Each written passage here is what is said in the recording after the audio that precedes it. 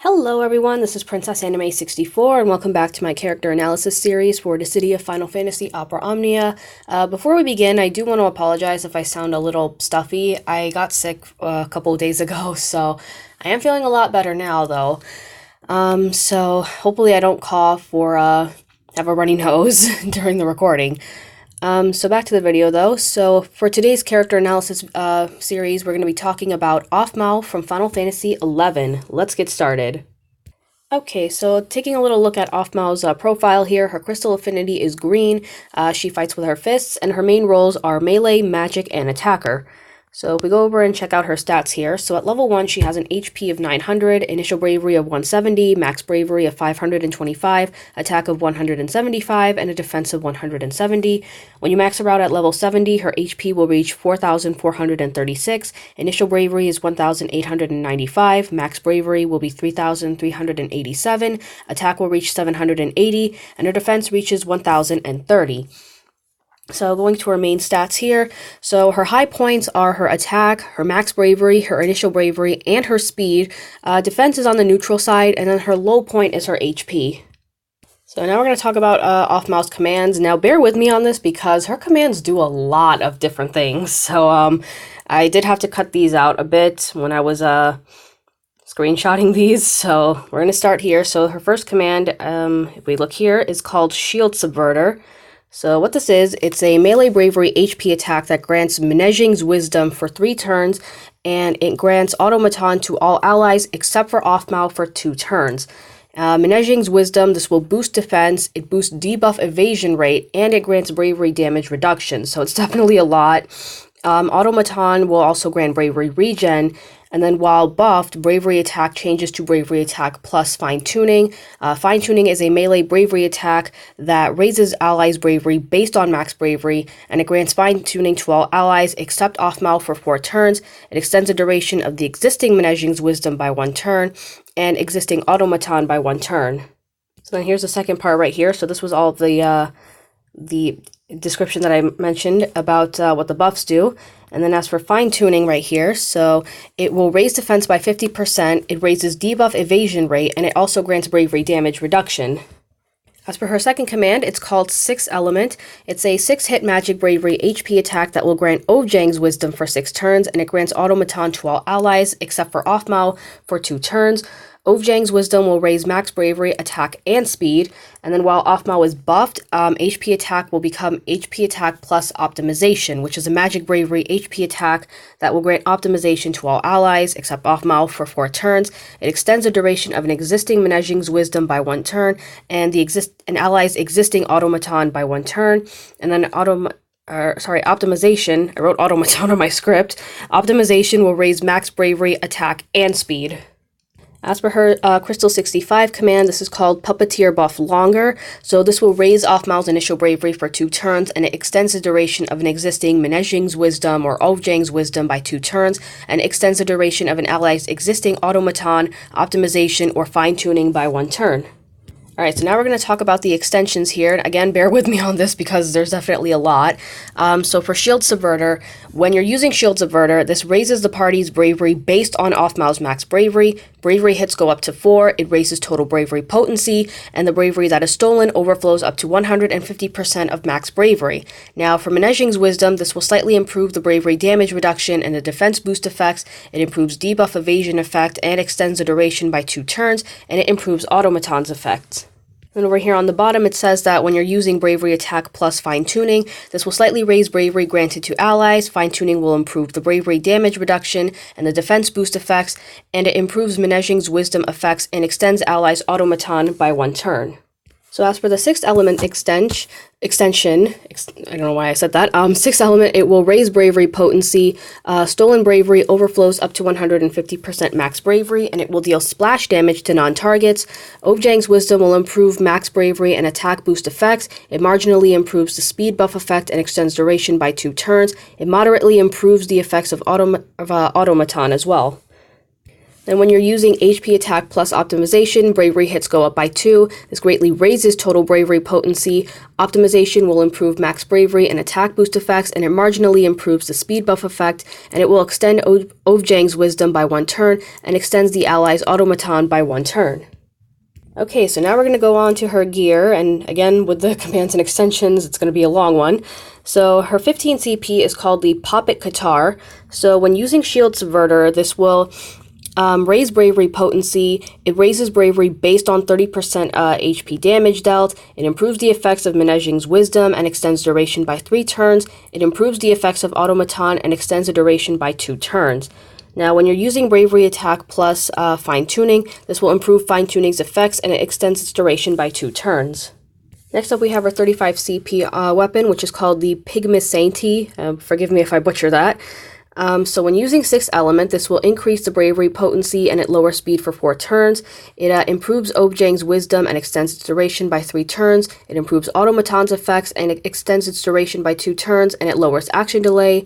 And then when using HP attack plus optimization, it improves optimization's effects and it extends duration by 2 turns.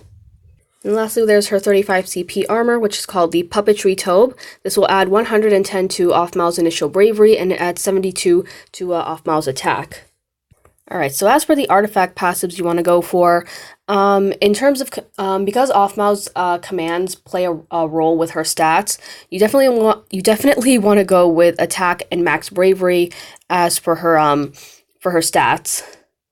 So as for her unique passives, there is Mighty Shield Subverter, Mighty 6th Element, and then we have Unarmed Puppeteer Boost, and then HP Damage Guard, which no one probably really uses. Out of these 4, though, Shield Subverter, 6th Element, and Unarmed Puppeteer Boost are really good, but if you want to go for like a certain combo, the one I would definitely recommend out of this would be like, where is it? So like you can go with things like Mighty Shield Subverter with max bravery, or Mighty 6th Element along with attack or max bravery, something where the commands sort of connect with each other in a way. So that'll definitely make her a lot more stronger, and it doesn't hurt to have Unarmed Puppeteer Boost as well, since those since the Crystal 50 will boost up her max bravery and her attack, and because she has a lot of buffs, it will extend her max bravery and her attack even more. Alright, so the banner that's going to be featuring Aphmau's 15 and 35 CP, this will also be featuring Preesh and Lion's 15 and 35 CP, but as you can see, Lion is also getting an EX, so that's definitely a pretty interesting twist of events. I remember being pretty surprised about it as well when I first saw it on JP. But yeah, Lion's getting an EX now, and I will explain what it does, as well as showing it off. So give me a second. So just a little more detail on Lion's EX. This is called the Vajra, and this will grant her the EX ability called Walk the Plank. It's a rather weird name, I know. So Walk the Plank is a 4-hit AoE melee bravery HP attack. It raises bravery damage on single targets. Bravery stolen overflows up to 120% max bravery. HP damage is split among enemies, but it removes enemy buffs, and it recovers 1 use of sneak attack up to its initial value. And then when following an ally turn, it will change to Walk the Plank Plus, which is where it will trigger a 4-hit Holy Magic Bravery HP attack at the end. And if you want a good analogy on the, well, actually no, I'll save the analogy for when I show off the EX. Trust me, it's gonna be good. Okay, so now we're going to talk about the boss in Aphmau's event. So this is called the Shift Frame type BW. It's a machinery type enemy, and it's kind of similar to the Helldiver enemies that we fought before in the Interlude chapter, or like in Realms event. So it's weak to thunder, obviously, because it's a machine type enemy. It's weak to melee and ranged attacks, and has a chase of 40. Alright, so the BW enemy, it technically, depending on its form, I guess you could call it, it has different set of attacks. So when it's airborne, when it's flying, it's weak to melee and ranged attacks. So it has Machine Gun, which is a simple bravery attack, Charge Shot as its HP attack, Wide Range Shot is an AoE bravery attack, we have Rail Cannon, which is a magic bravery attack, and then we have Rapid Maneuver, where it will recover from break, and then it follows with an AoE magic bravery HP attack, and then its last move is Alight, where it will change from being airborne to grounded. So when it's grounded, or touching ground I guess, It's weak to magic, and it will have attacks like Machine Gun, which is a standard bravery attack, and Lunge, which is its standard HP attack. Sonic Edge is an AoE bravery attack that will lower speed and has a high turn rate. Dash Slash, that's a bravery attack that lowers max bravery and defense, and it has a high turn rate. Assault Combo, it recovers from break, and it follows up with a melee bravery HP attack that lowers attack and initial bravery, and again, it has a high turn rate. And then finally we have Rise, where it raises its bravery, it goes airborne, and it will summon death machines, and it will boost its all of its stats as well as for the party. So when it's on ground, it's definitely a lot more dangerous because it can lower your stats, and again, it has a high turn rate, so more chance of using its attacks again. And death machines can be kind of annoying as well, so yeah, well, they're not that much of a problem, though. If you're using someone with like AoE or splash damage, that can also help. Okay, so some alternatives that you can use for this event. For starters, you could use Realm for this because her lost chapter is coming back. She's getting level 70 awakening, and she's getting an EX as well, so you can use her for the event. Other characters that you could use, if you want to like try and get rid of the if you can't take out the shift frame in time and it already summons the death machines, and if you're having trouble with those, you could use characters like Sarah or Squall or Setzer to kind of get rid of the mob waves, I guess, if you want to call it that. You could also use characters like Noctis or Warrior of Light for the level 70 awakening, or, because they're pretty much Cosmos tiers, I guess, if that's the best way of putting it. And then lastly, I have Edgar on here, which I know no one's probably going to use, but you do have to remember that his commands allow him to deal bonus damage to machines. So if you don't have any of these characters built up, but if you have Edgar, then he could work as well.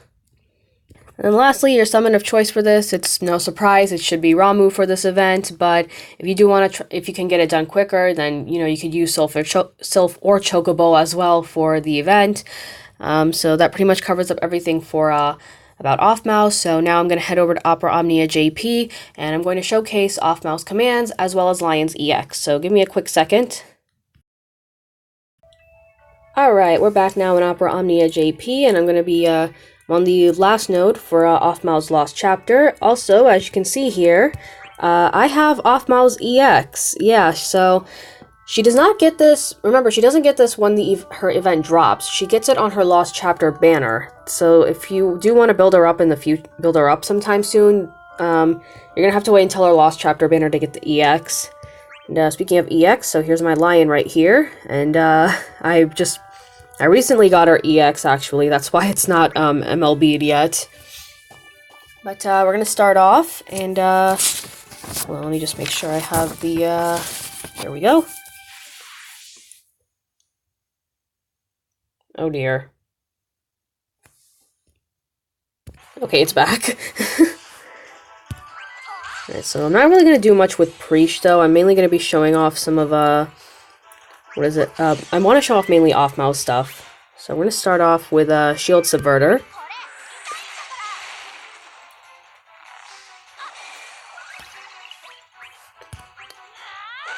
Okay, so we can just easily get rid of you. Get rid of you.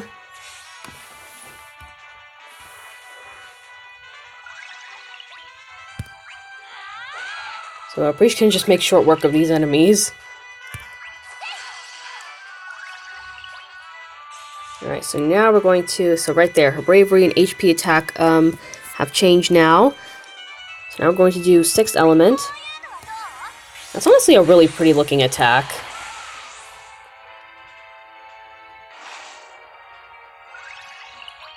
Alright, so let's do bravery attack here. Okay, and Lion's has not charged up yet.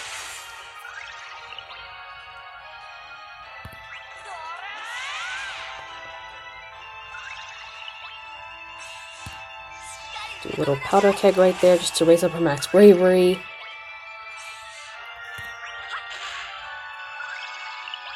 Nice, now let's do HP attack. Oh wow, that wasn't enough to kill it.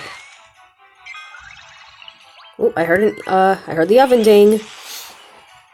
That most likely was Aphmau's EX. Geez, Lions is still not ready yet. I really want hers to be ready by the time the boss comes in, because I really want to show that off. Alright, so now we're going to show off the EX here. So those little puppet buddies that she summons, those are Menejing and Ovjang, I believe, are their names. I don't know who is who, though, because I never played Final Fantasy XI. But they are rather cute looking.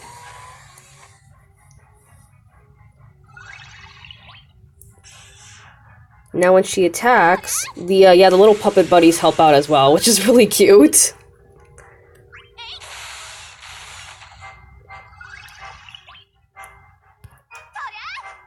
I'll just keep HP attacking here. And, oh, it's still not ready yet. So here, I'll just lower your defense first. There, okay, now it's ready. Fantastic. So now I can show it off. Okay, right after Preach gets her second turn. Alright, so, now we begin Walk the Plank. Check this out. Look at that. That is a straight-up Vegito Spirit Sword from Dragon Ball Z. Like, the first time I saw that, I was just reminded of the Spirit Sword. Okay, so that covers up everything for Aphmau's events, so thank you guys very much for watching. Be sure to like and subscribe. Let me know if you're going to go build up Aphmau, or if you're going to go get Lions EX, and I'll see you guys next time.